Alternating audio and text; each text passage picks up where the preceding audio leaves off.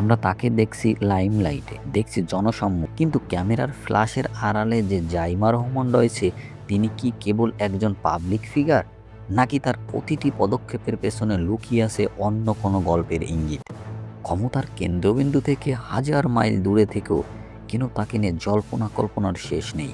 আজ আমরা জাইমা রহমানকে ঘিরে থাকা এক রহস্যময় আখ্যানের পাতা উল্টাতে যাচ্ছি। এই ভিডিওটির বিষয়বস্তুর কোনো সাধারণ জীবনী নয়, বরং আমরা বিশ্লেষণ করব সেই সব মুহূর্ত যা দর্শকদের মনে অসংখ্য প্রশ্ন তৈরি করেছে। কেন তিনি সাধারণের মতো লাইনে দাঁড়িয়ে লাইসেন্স পরীক্ষা দেন, কেন তার প্রতিটি বক্তব্যের পর রাজনৈতিক অঙ্গনে নতুন করে সমীকরণ মেলাতে হয়। আজ আমরা চেষ্টা করব সেই পর্দার আড়ালে লুকিয়ে থাকা মানুষটিকে খোঁজার। জনসম্মুখে তিনি যতটাই সাবলীল, ব্যক্তিগত জীবনে তিনি ততটাই রহস্যময়।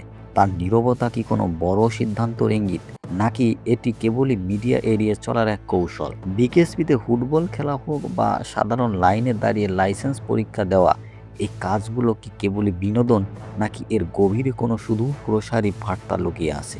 সাধারণের মতো মিশে যাওয়া কি কেবলই সাদামাটা জীবনযাপন, নাকি এটি এক নতুন যুগের শুরুর পদধ্বনি? বক্তব্যের রহস্য, বিভিন্ন সভা বা অনুষ্ঠানের বিচরণহীনতার সংস্কৃতি নিয়ে তার সাহসী প্রশ্নগুলো কি পরিকল্পিত, নাকি আকস্মিক? কিন্তু তার প্রতিটি শব্দ নিয়ে তো গবেষণা করা হয়। রহস্যের শেষ নেই।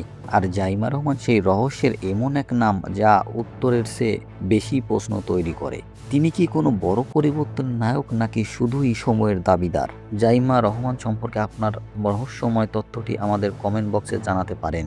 এই ধাঁধার শেষ কোথায় তা সময়ই বলে দেবে। ভিডিওটি ভালো লাগলে চ্যানেলটি সাবস্ক্রাইব করে পাশেই থাকুন। দেখা হবে পরবর্তী ভিডিওতে।